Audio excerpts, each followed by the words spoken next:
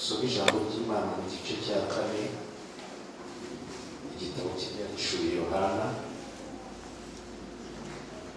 Turasoma icyo gice cyose tukirangize kugira ngo ibyo tuvuga byumvikane neza. Igice cya 4 rero ku murongo wa mbere turakirangiza. Nyuma y'ibyo ngiye kubona mbona ijuru urugi rukinguye kandi mu ijwi ryabanje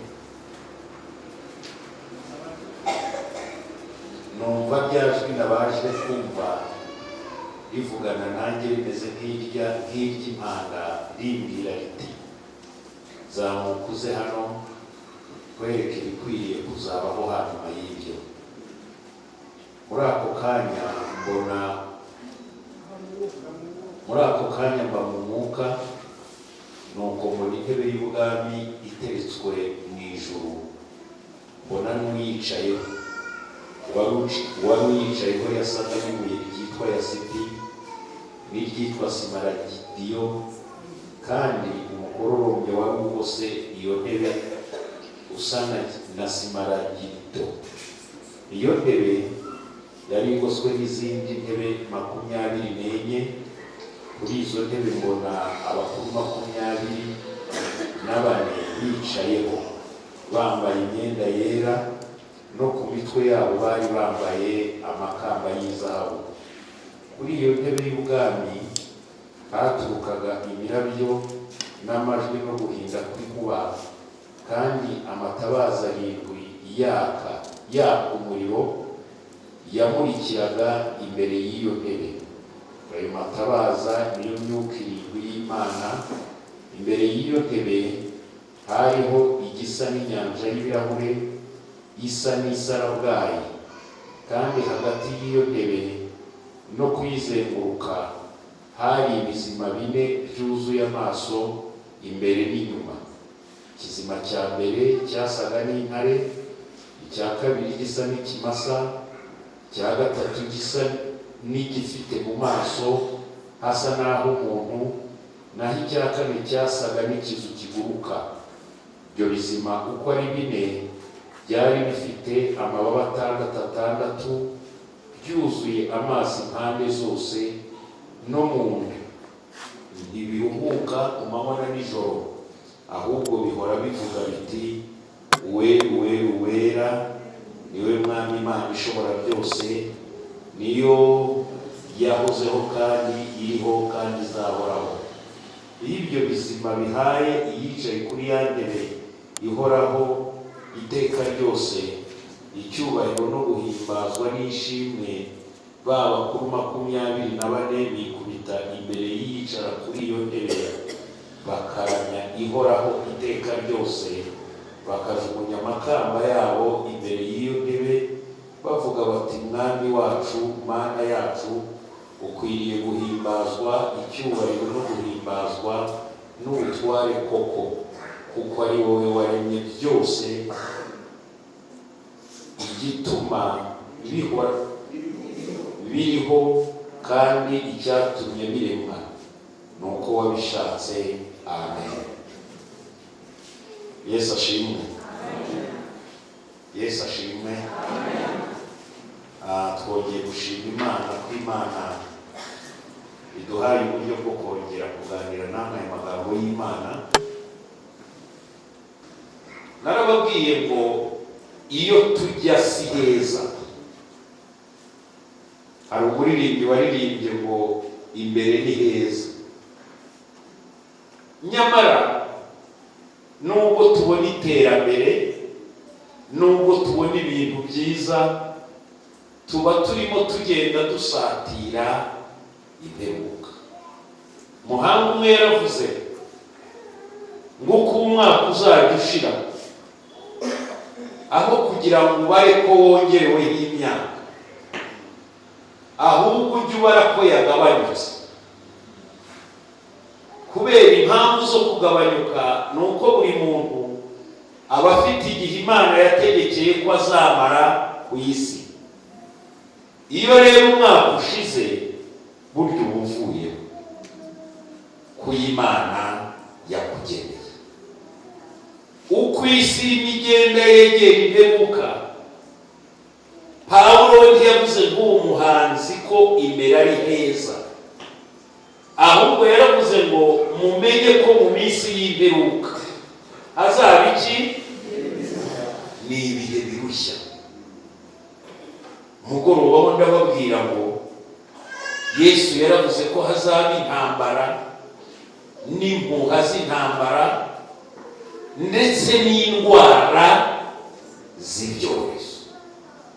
Ndavuga ngo birashoboka iki kiriho none kidusaba kwambara agapfukamunwa kandi tugahana intera, tugakaraba cyane. Aho ugeze hose usanga hari igikarabiro, ndetse ni byiza. Nge ku giti cyanjye naravuze ngo korona ninava mu isi ibikarabiro byo bizakomera, ariko ntutekereze ko bitazashoboka ko haza n'ikindi. Nabahaye urugero, ndababwira ese haje igituma tugenda twunama, bakavuga bati gisaba ubunamutse, kugira ngo ntitwabikora. Mu minsi y'imperuka hazaba ibihe birushya.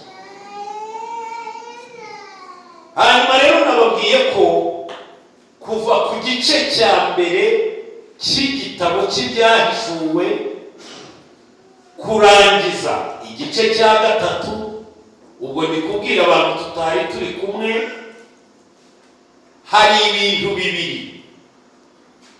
Umurongo mukuru w'igitabo cy'ibyahishuwe ni igice cya mbere umurongo wa 19, aho Yohana yabwiye ngo andika ibyo ubonye, ibiriho n'ibiri bukurikireho hanyuma.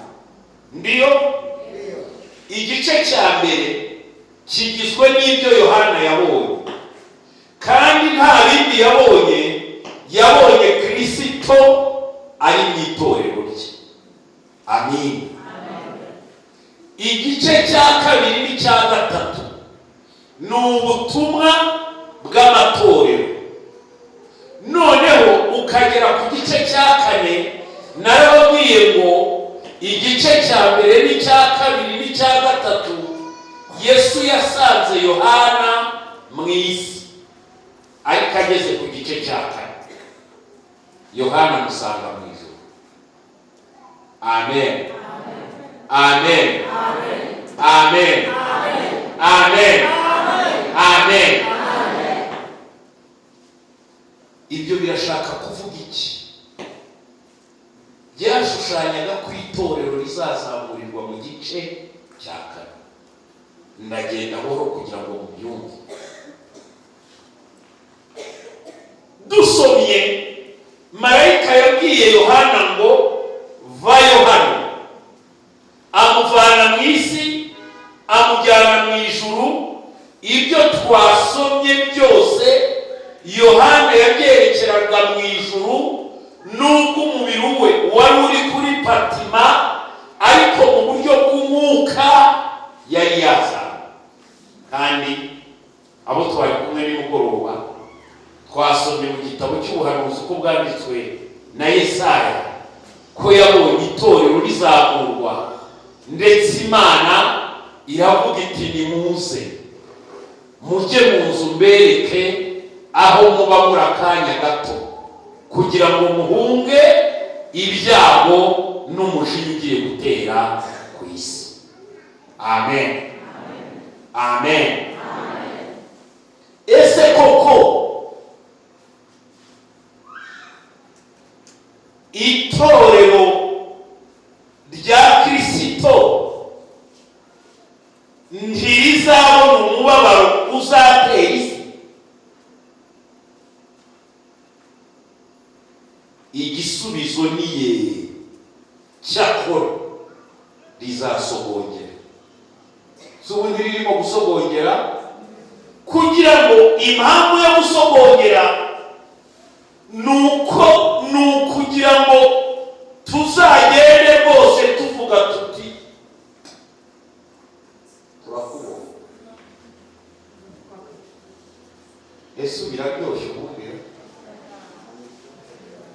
iraryoshye, iri kugenda ishiramo icyanga, agasukari rwose kari kugenda gashiramo, haba ku basenga no ku badasenga. Reka dusome urwandiko rwandikiwe itorero ry'i Filadelifiya. Dusome ibyahishuwe ibice 3 umurongo wa 7. Reka dusome mu izina rya Yesu. Wandikire marayika w'itorero ry'i Filadelifiya uti: uwera w'ukuri, ufite urufunguzo rwa Dawidi, ukingura ntihagire ukinga, kandi ukinga ntihagire ukingura, aravuga aya magambo ati: nzi imirimo yawe, dore nshyize imbere yawe urugi rukinguye, kandi ntawe ubasha kurukinga, kuko ufite imbaraga nke, nyamara kwitondera ijambo ryanjye, ntiwihakane izina ryanjye. Dore nguhaye bamwe mu isinagogi ya Satani, biyita Abayuda nyamara atari bo, ahubwo ari abanyabinyoma.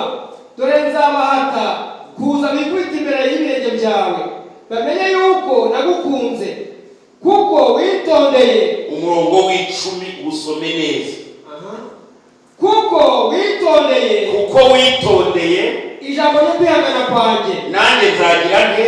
nanjye nzakurinda igihe cyo kugerageza kigiye kuza mu bihugu byose, kugerageza abari mu isi. Urakoze cyane, yicaye. N'uwo murongo nashakaga. Iyo abasobanuzi ba Bibiliya babonye ubu buhanuzi bwa Yesaya, bagateranyaho isezerano ry'itorero ry'i Filadelifiya, muri aya matorero uko ari 7 hashimwe amatorero 2, ni Simuruna na Filadelifiya. Bageze ku murongo wa 10 barabwirwa, ab'iryo torero barabwirwa ngo kuko witondeye ijambo ryo kwihangana kwanjye, nanjye nzagira nte? Mujye mubivuga cyane abantu. Nanjye nzagira nte? Nanjye nzakurinda igihe kigiye kuza, kugira gute? Kugerageza abari mu isi bose. Munsi nigaga iki gitabo cy'ibyahishuwe, kera nabaye nk'ujya impaka na mwari, nibaza ngo ni iki kintu cyaza kugerageza abari mu isi bose. Si n'igihugu kimwe, si na 2, si na 3, kutubwira ko hari igihe hazaza ikintu kikagerageza abari mu isi, kandi itorero ry'i Filadelifiya ryo rikaba rihawe kurindwa, rigashushanywa n'itorero rya Kristo rizabana mu isi kugira ngo rihishwe ako kaga katera ku isi yose. Ugashimangira uti koko akaga n'aka Yohana yavugaga, akaga Yohana yavugaga tuzahareba ni igihe cy'umubabaro cy'ubutegetsi bwa Kristo. Tugeze mu bice 6 muzabona uburyo akaga kazagwira isi itorero rimaze kuzamuka.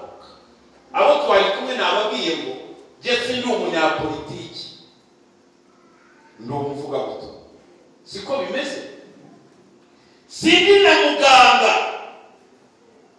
ngo ahari wenda nzagusobanurira nguhe icyizere kw'iby'isi iri guhura nabyo hataba hashoreyemo amayoberane y'abantu. Ariko nababwiye ngo kuva itorero rya Kristo rikiri mu isi, nkizunguza kumva Umwuka Wera arakora, ncyumva ijwi ry'Imana mu itorero rya Kristo, ibyaza byose ducometse muri Kristo. Pawulo yandikira Abaroma yarababwiye ngo twari tumeze nk'ishami ry'umunzenze ku gasozi, ariko amashami ya kavukire arahanyurwa muhumure turacyate turacyacometse ntituracomokorwa ibyaza byose ni amarere. Ni iki?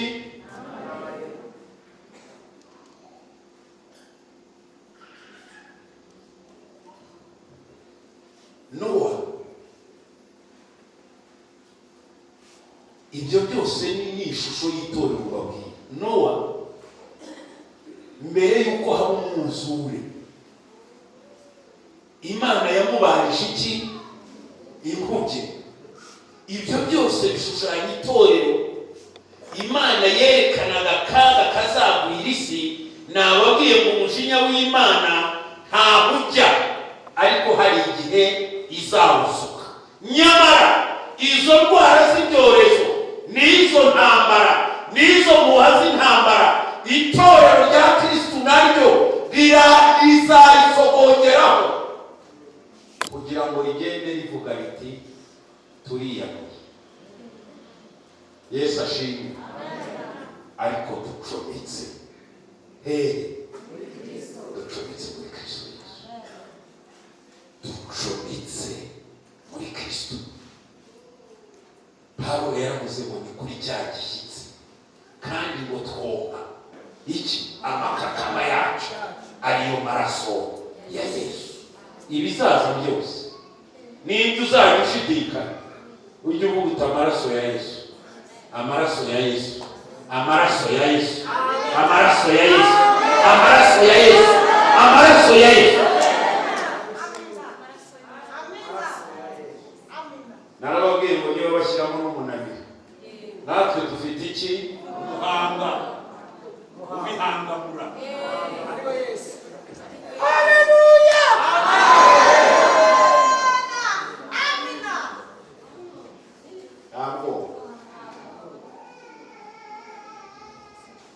Ndagira ngo turebe muri bimwe by'ingenzi bivugwa muri iki gice cya kane. Yohana yabonye amaze kugera mu ijuru. Amen. Icya mbere ngo yiboneye yicaye kuri ya ntebe. Yesu ashimwe. Yohana yarayibonye ageze mu ijuru, abona yicaye kuri ya ntebe. Ngo abona igoswe n'iki? N'umukororombya. Kandi ngo agiye kubona ngo abona abakuru bangahe? 24. Ikindi yabonye ngo ni ibizima 4, kandi ngo byari bifite amaso imbere inyuma.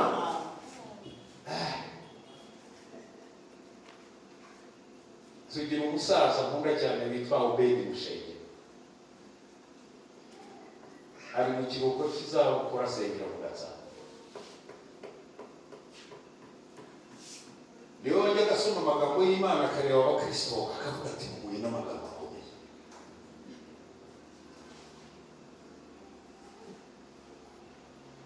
Aba bakuru 24 ni ba representa bashushanyaga imiryango 12 ya Isirayeli ndetse n'intumwa 12 zo mu isezerano rishya. Niyo mpamvu babaye 24. Yohana aravuga ngo kandi ibi bizima yabonye byari bifite amaso imbere n'inyuma. Reka mbanze kuvuga ku bizima, wenda kuba tutasenganye kuri urya munsi. Ntabwo ibi bizima 4 byabonye na Yohana gusa. Iyo usomye n'igitabo cy'umuhanuzi Ezekiyeli uzasanga nawe yarabonye ibi bizima, ariko ngo bifite isura imbere n'inyuma. Kandi ngo iyo sura dore uko kimwe cyasaga, cyari bifite mu maso 4, ariko ngo igice kimwe cyasaga n'intare, ikindi gice kigasa n'ikimasa, ikindi kigasa n'umuntu, ngo ikindi kigasa n'ikizu kiguruka. Yohana we abona bine, nawe asubira mu magambo neza n'isura Ezekiyeli yabonye. Yohana nawe aravuga ati ibizima nabyo byari bihari, kimwe cyasaga n'umuntu, ikindi kigasa n'intare, ikindi kigasa n'ikimasa, ikindi kigasa n'ikizu kiguruka. Ubwo buhanuzi bwose bwari Kristo, kandi bwashushanyaga imirimo azaza gukora, bukanashushanya ubutumwa bwiza uko ari bumwe. Matayo agiye kwandika yaravuze ati Yesu ni umwami. Iyo ni intare. Amen. Aravuga ati ni umwami rwose, kandi nababwiye ko byanze bikunze ntiturahagera ko Kristo azaba umwami, kugira ngo ubuhanuzi bwo kwicara ku ntebe ya sekuruza Dawidi busohore. Yesu azaba umwami mu buryo bw'umubiri, azaba perezida, kugira ngo byumve w'isi uyu mubumbe turiho. Ayo niyo masezerano abayahudi babitse uhereye kera. Abaroma barategetse, abagiriki barategeka, abamedi n'abaperesi barategeka.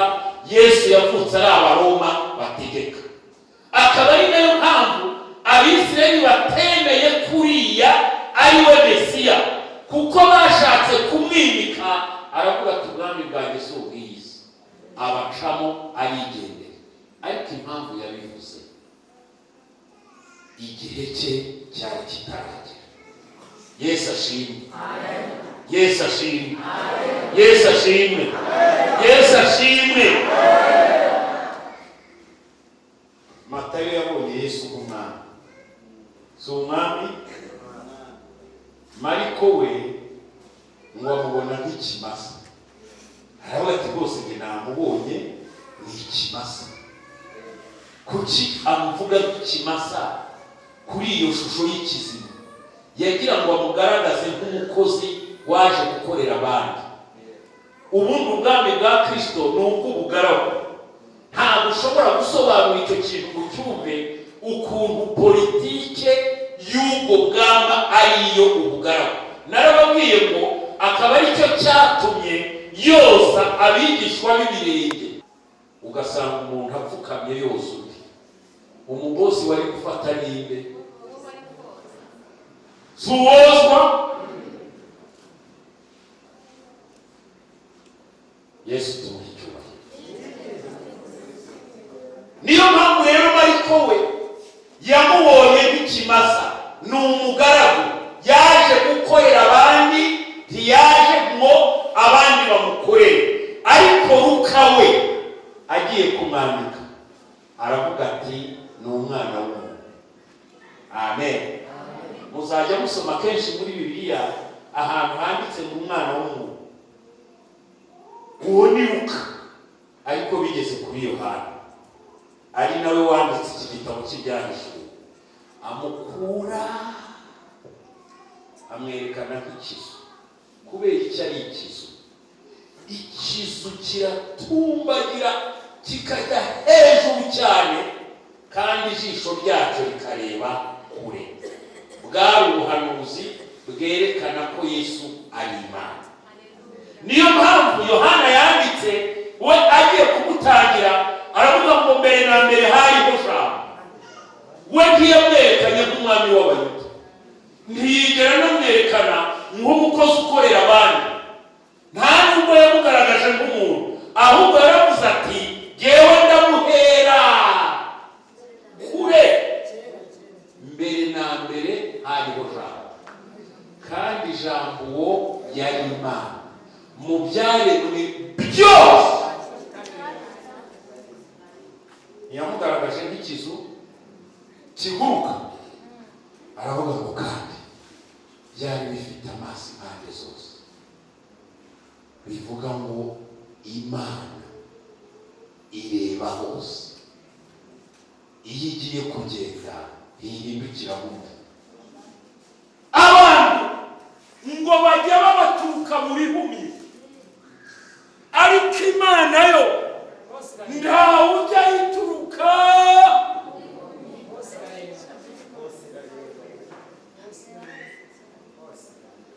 Ubu ntabwo ndeba nsira, kereka ngize amaso nk'ay'ibizi.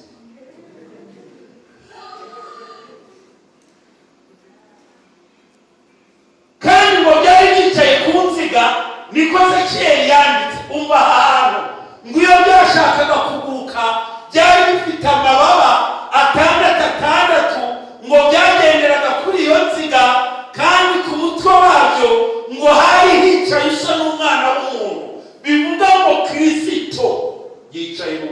abizi uko ari we. Amen. Niwe buvuga, niwe buhanura, niwe bwerekana, nta wundi. Ni Kristo wabambwe ku musaraba. Yesu ashimwe. Yesu ashimwe. Yesu ashimwe. Yesu ashimwe.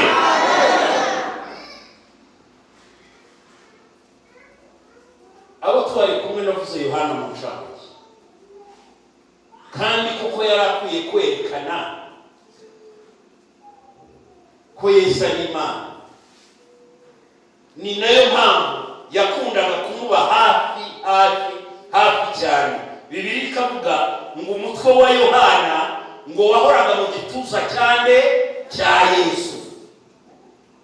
Yamwerekanye bitandukanye uko abandi bigishwa bamubonye, kandi burya iyo wegereye Imana uyibona cyane, uyibona ukundi.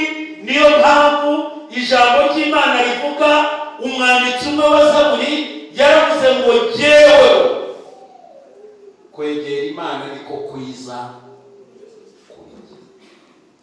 Ayo ni amahitamo. Iyo wegereye Imana ntumubona nk'umwami w'isi gusa, ntumubona nk'umukozi ukorera abandi gusa, nta nubwo umubona nk'umuntu, ahubwo we yamubonye nk'Imana. Narababwiye ngo uyu Yohana yagize umugisha abandi batagize.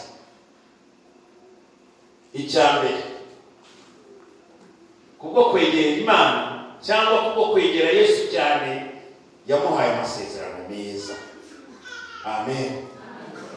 Amurinda akareka. Abo twari kumwe ku cyumweru, nababwiye amasezerano y'Abisirayeli. Reka ngende gake aha tubumve neza. Buriya ujye wubaha amabanga n'ubuhanuzi bw'Imana. Icyo Imana ivuze byanze bikunze iragisohoza. Kandi jye naguhanurira ubuhanuzi ntibusohore, ariko ubu buhanuzi bwo mu ijambo ry'Imana ni buzima. Ibintu byose bigomba kuba uko Imana yabikurikiranyije. Abantu bafite ubwoba. Ndi hanze nahoze numva turi kode, mbese isi yaranyeganyeza. Kandi utwo turi kode ni two musoro, ni utwo mwumva. Abantu bafite ubwoba, ariko ntibagire ubwoba bwo gukora ibyaha. Aho wagize ubwoba bwo gukora ibyaha, ukagira ubwoba bw'ibije n'ibimenyetso bizajya bigenda byisukiranya byerekana ko kugaruka k'umwami wacu kutwegereye. Kandi Yesu yaravuze ngo nitubona ibyo byose bibaye tuzararame, dutumbire. Muri Matayo 24, abo twari kumwe ku cyumweru, nababwiye ukuntu Yesu yabwiye abayuda ukuntu byose bizagenda bikurikira. Bari bamweretse urusengero, kandi n'urusengero rwari rukomeye, rwagiye rusenywa inshuro 3 ariko rugasana. Nyamara arababwira ati ntihazasigara ibuye rigeretse ku rindi ritajugunywe hasi. Baramubwira bati tubwire, ibyo bizaba ryari? N'ikimenyetso cyo kuza kwawe n'icy'imperuka y'isi ni ikihe? Arababwira ati mwirinde, kuko ibyo bitazabura kubaho. Ati kandi musenge cyane kugira ngo guhunga kwanyu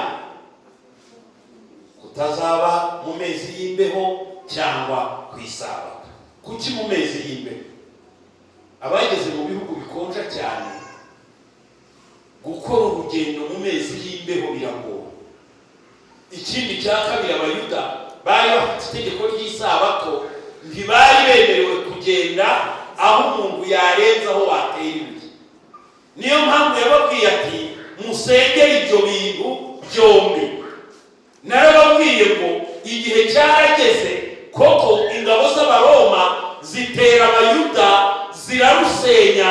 Generali Titusi arwicaramo, abisirayeli barapfa, abandi bariyahura, abandi barahunga. Ariko kuko manshi Yesu yari yaravuze ko umutini uzatoha. Umutini uzagira ute? Uzagira ute? Nimurebere ku mutini, niwo cyitegererezo. Iyo ibibabi byawo bitoshye, mumenya ko igihe cy'impeshyi kiri bugufi. Nimubona ibyo byose bibaye, muzamenye ko aje ndetse ageze ku rugi. Buriya isi ntiyiga. Nugira ubushobozi ujye ukora ubushakashatsi kuri Isirayeli, uzajya ubona imbaraga z'Imana n'ukuboko kwayo gukomeye. Ituye hagati y'ibihugu byose biyanga, ariko nta bwoba ifite, kubera ko irimo irasoroma ku masezerano ya sekuru Aburahamu. Ezekiyeli yari yaraberetswe nk'amagufa yumye kandi atataye, ariko wabimwerekaga abaza Ezekiyeli atese ayo magufwa yakongera akabaho? Aramubwira ati ni wowe ubizi. Ngo aramubwira ati hanura. Ngo ahanuye ngo abona ya magufa yumye atatanye atangiye kwegerana, atongera uhanure. Ahanuye ngo abona imitsi, inyama n'uruhu biyagiye, atongera uhanure. Ngo abona oxygene, umuyaga uraje ubagiyemo bababaza. Kuva muri 70 kugera 1948 ni Isirayeli yongeye kubaho kubera Imana yabivuze. Amagambo y'Imana tujye tuyubaha. Ndiyo niba hari amagambo y'Imana wibitseho, niba hari icyo wavuganye n'Imana ariko atari twakunda abahanuzi bapfundikana, kamenya ngo ni Imana yavuze. Kakubwira iti nzamuha inzu, nzamuha imodoka, nzamuha gukomera, uzaba umuyobozi ukomeye. Nushaka ujya utangira wimenyereza uko abayobozi bayobora. Haleluya. Nushaka ujya utangira ubyitoze. Dawidi yari afite amasezerano. Imana yaravuze iti mbonye mu bahungu ba Yesayi ufite umutima umeze nk'uko bishaka. Nyamara yabanjije kumutoza kugira ngo ajye kwa Sawuli gucuranga, ajya areba protokole y'abantu. Nushaka ujya utangira witoze, urebe uko protokole ibintu bigenda.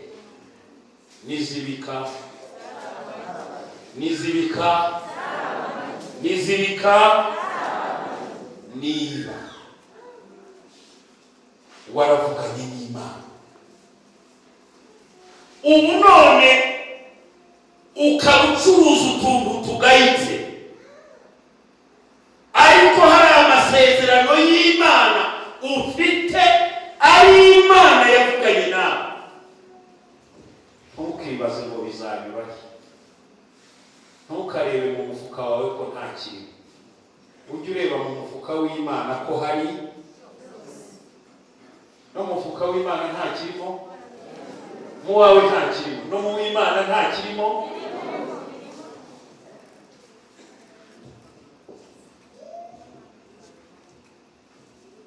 Sinababwiye je twahuye atwaye imodoka nziza, nubwo ntagira imodoka ariko nzi imodoka nziza. Arahagarara nkayifite, ngo bari bababwiye ko nigisha ku mudugudu aho yasengeraga, ariko sinzi aho yari yabikuye. Nyicayemo ndamureba mbona simuzi, nawe arambwira ati pastor ntabwo nzi pastor, singuzi pe. Arambwira ati waranyoboye mu Nyakabanda imyaka 4 na mwarimu Etienne na Kitana, ati n'ubu ntuzi? Singuzi. Ari imyoza arambwira ati kuko icyo gihe ntiwari kumwe. Ati najyaga notsa ibigori kuri 40 isaha. Ndamubwira nti ntundebe. Se ari pastor wamenye umukristo wotsa ibigori kuri 40 isaha?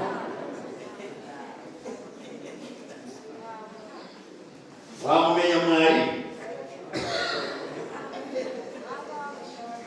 Akenshi abapasiteri impamvu bamenya abakristo vuba, hari ahantu henshi bahurira. Uwo bose hari aho yahurira na pasiteri? Aha, harahari. Mwamuhamagara se kwitanga ibyuma? Mwamugira se umuterankunga? Mwasohotse arabaherekeza?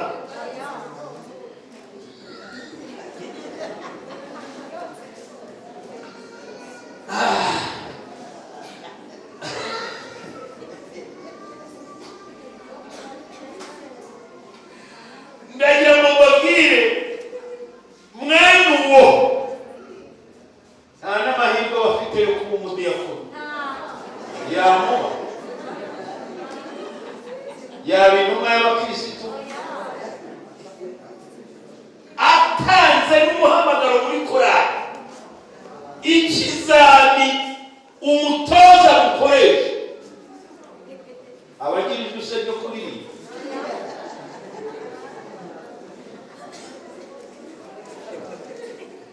Ariko arambwira, haleluya, Yesu ashimwe, ati nubwo nabyutsaga Imana yambwiraga ko izangirira neza. Ndamubaza se iyi modoka se ni iyawe? Araseka ate se, ati ni yonyine. Ngaho noneho hari nimero zawe za telefone. Wose si uwo kwakwa nimero za telefone?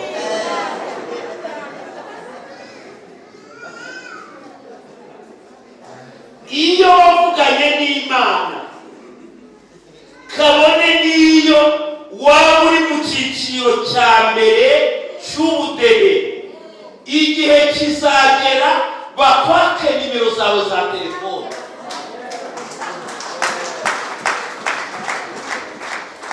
Nubwo ntawe uzi kwaka, niba ubitsa amasezerano. Haleluya.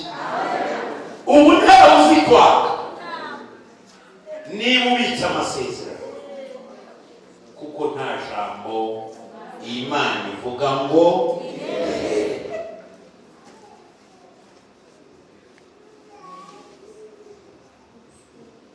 itorero rizazamurirwa muri 4, aho Yohana yabonye urugi rukinguwe agahamagarwa ati noneho ngwino hano. Muri 5 tuzahabona ejo Yohana ageze mu ijuru. Mu bintu byinshi yabonye, ngo yabonye n'Imana ifashe igitabo gifatanije ibimenyetso bingahe? 7. Ari naho bavuga bamwe ngo ni ugucungura. Ariko ndagira ngo mbabwire none ntabwo ari ugucungura, kuko icyo gitabo gifatanije ibimenyetso 7 kimaze kumenwa muri 6. Ntihabonetse gucungura, ahubwo habonetse guhana. Akaba ariho Bibiliya ivuga ngo ni ibiri bukurikireho ryari. Hanyuma irashaka kuvuga iki? Irashaka kuvuga ngo hanyuma itorero rizaba. Yesu ashimwe. itorero nirizamurwa imperuka bizaba igeze. Abigishwa babajije Yesu bati tubwire ibyo bizaba ryari, igihe cyo kuza kwawe n'igihe cy'imperuka y'isi. Narababwiye ngo Yesu muri gahunda y'Imana yagombaga kuza inshuro enye. Inshuro ya mbere ni ugucungura, inshuro ya kabiri ni ugutwara itorero, inshuro ya gatatu ni ukwima ingoma, inshuro ya kane ni uguca imanza. Itorero rero rizamuwe, hazaza ibindi, ni hanyuma y'ibyo.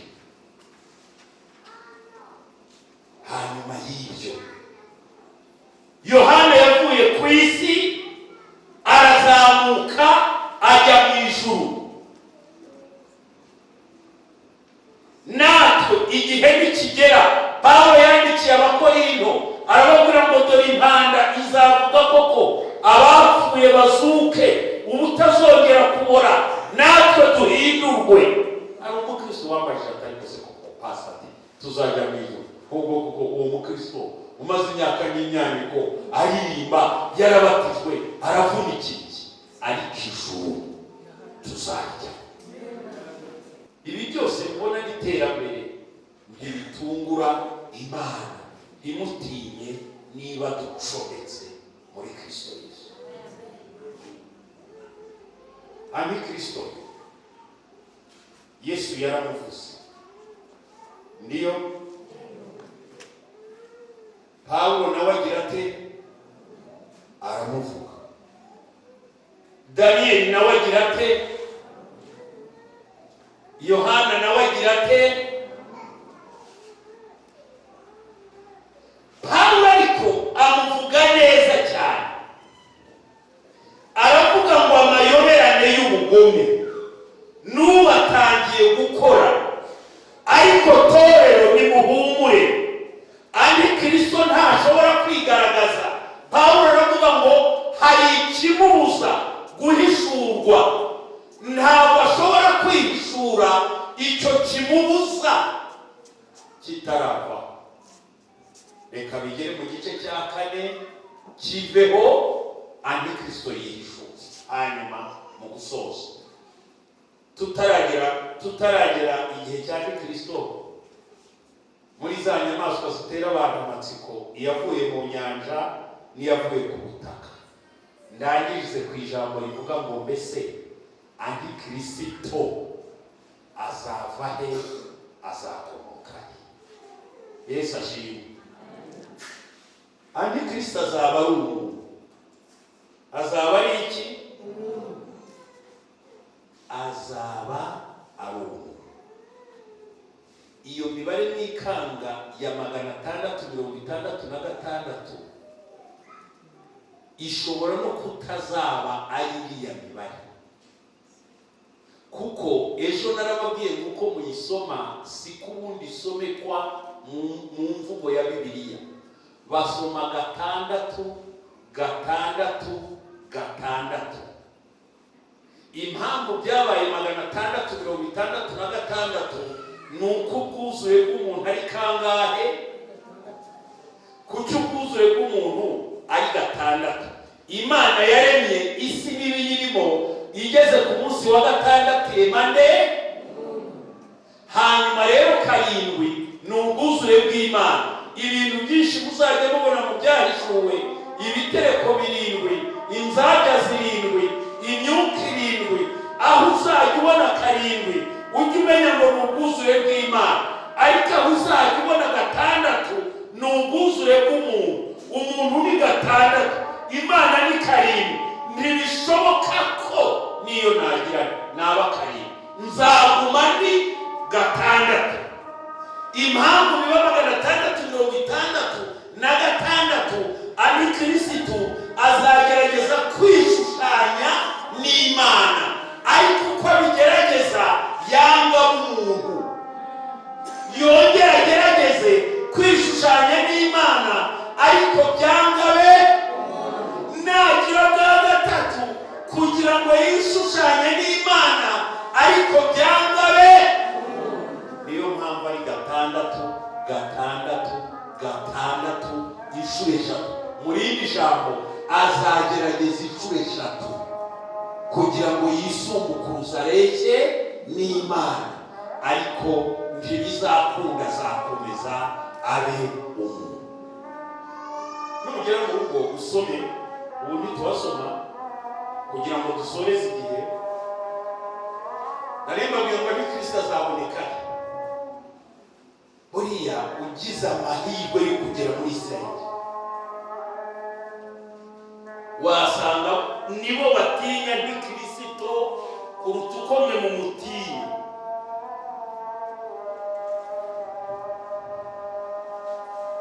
Napoleon baravuze bati nabi Kristo w'Umufaransa.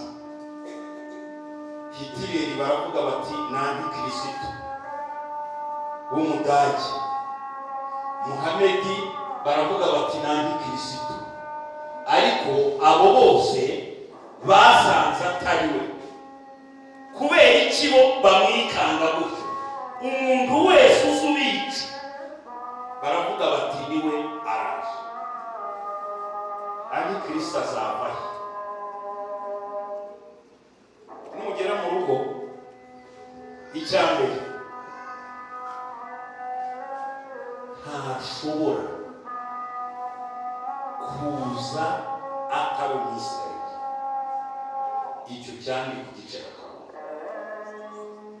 kubera ko Abisirayeli bazabanza kumwemera nk'umwami wabo uje gutegeka isi, kuko bafite amasezerano yo gutegeka isi. Yesu yarababwiye ati naje mu izina rya Data ntimwanyemera, ariko undi we naza mu izina rye muzamwemera. Abahanga muri Bibiliya berekana impamvu ebyiri. Nugera mu rugo usome igihe Yakobo yahaga umugisha abahungu be. Yahereye kuri Robeni, aramubwira turi imfura yanjye, uwo gushaka kubyara kwanjye kwabanjirijeho, ariko nta mugisha. Impamvu yabuze umugisha ni iki? Robeni yari yiteguye umugisha nk'umwana w'imfura, ariko se aravuga ngo ya kuko wuriye ibyano yanjye. Uriya ujye witwara neza, ujye ugira ute? Uzasome uzasanga buri wese agenda amuvugaho amuha amasezerano, ariko uzarebe ibyo yavuze kuri Dani. Uri inzoka kandi uri inshira mu nzira. Abahanga muri Bibiliya bemeza ko umugabane Kristo azaba akomoka mu rubyaro rwa Dani, muri bene Yakobo. Impamvu babihamya, nitugera mu byahishuwe uzabona imiryango y'Abisirayeli Yohana yabonye mu ijuru ko ari 12, uwa Dani uba. Bakavuga bati agomba kuva muri iki gice cy'umuryango, kuko n'ubundi Abayuda nibo bazabanza kugirana amasezerano bamwemere, ariko nyuma yaho nibamuvumura bamwange, ari nacyo kizamutera kwikururiraho abandi bose bo mu isi bakajya mu ruhande rwe. Isirayeli igasigara yonyine irwana na Kristo. Ngo icyo gihe nibwo Abayuda bazashaka Mesiya w'abantu, uwo twizeye ntibamwizeye. 3% bonyine nibo bamwemera. Umuginde wadufashije icyo gihe kutwereka amasite yaratubwiye ati ndashima Imana yuko nemeye uwo bene wacu banze. Baranirata ariko ageze aratureba, ariko ntimugire ngo ngemeze nkamwe, duhuriye mu kumwizera, ariko ni na mwene wacu mu buryo bw'amaso. Jewe rero mfite icyo barusha. Bene wacu baramanze, ariko Imana yaramwumvishuriye. Uwo Abayuda bategereje nibamara kumumenya bazamwanga. Daniyeli yaravuze ngo bagiranye amasezerano amara icyumweru kimwe, ariko icyumweru gishize barayasesa, kuko bari bamaze kumenya ko ari Antikristo, batangira kwizera Mesiya banze. Yesu ashimwe. Ndetse muri icyo gihe nibwo agakiza kazaba kavuye muri bande, mu banyamahanga, kakisubirira kwa bene ko. Umuhanuzi yarahanuye aravuga ngo icyo gihe umunyamahanga nazajya abona umuyuda ngo azajya amufata ikinyita amubwira ati turajyana iwanyu, kuko agakiza kiyiziye iwanyu. Hari intebe z'abanyamahanga zatoranyijwe. Yesu yari yarabise ngo ni izindi ntama ziri inyuma y'urugo, none zarinze. Amen. Kubw'umugisha, kubw'urukundo, natwe twonka kuri ayo makaka, ariko igihe kizagera manda y'abanyamahanga irangire, agakiza gasubire iwabo. Urusengero aribwo torero narwo ruzashira, agakiza gasubire mu rusengero rw'abayahudi. Yesu ashimwe. Niyo mpamvu umuntu wese utari umuyuda yari akwiye kwihana asigara. Uzaza akakwigisha akakubwira imibare isigaye azaba abeshya. Ni ibanga ry'Imana ryonyine, ariko icyo tuzi ni uko agakiza atari twe kari kagenewe. Turashimira Yesu, umwana w'Imana w'abantu, natwe tukinjirira mu maraso ye. Imana ibamugisha. Reka dusenge Imana. Yesu urashaka kumwemera? Yesu urashaka kumwizera kugira ngo umwemere nk'umwami n'umukiza wawe? Turacyafite umudendezo wo kuvuga ubutumwa. Mwitinya, mwigira gute? Ibimenyetso byaje maze nkaba mpagaze ku ruhimbi mbwiriza. Ibimenyetso byaje ahandi bikabiririmba, maze Kristo yateye mukaba muhamya Yesu mufite indangururamajwi. Abazagira ibyago byo kumubona bazabona icyo gihe, ariko Imana ikindinde mu izina rya Yesu. Muritetesha, Antikristo yaje, Antikristo yateye. Umuntu aricaye buraya agafata kuri WhatsApp akavuga ngo Antikristo yaje, yende ngo wiki arihe arihe, mukaba mugifite za Bibiliya mu ntoki, arihe. Nimwimwere igikoma mu icyayi, iyo miteto mwire. Ndashimira Yesu wabaho, ndashimira Yesu wazutse, ndashimira Yesu wapfiriye itorero, ndamushimira. Hahirwa abamukiza. Ureke dusenge. Yesu urashaka ko tugusengera? Haguruka aho uri. Intebe z'abanyamahanga ziracyari. Urashaka kongera kumugarukaho?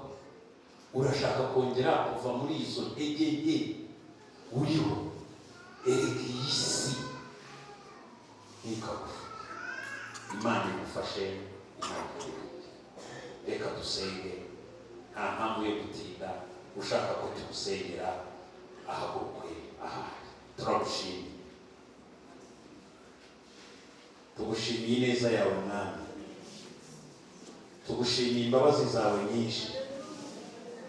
Turagushimye ko ukicaye ku ntebe y'imbabazi. Turagushimye ko ukiri umutambyi mukuru, uri umushumba mukuru. Turagushimye ko ukiri umutangiza w'intama. Turagushimye ko ukivugira itorero. Niwe urivugira mu ijuru, uribwira ngo mu ijuru imbere y'Imana mfite umuntu uvugira. Uravuga ngo ni umukuru w'abatambyi kandi yitwa Rukundo, ngo mpamya yuko izina ryanjye yanditse ku mutima we kandi ugavugira amazi. Tugushimiye abera bahagurutse, tugushimiye abaguhindukiriye, tugushimiye abakwemeye, tugushimiye abaguhisemo bandike mu gitabo cy'ubugingo icyo wanditsemo abawe. Mu izina rya Yesu Kristo tubisabye. Amen.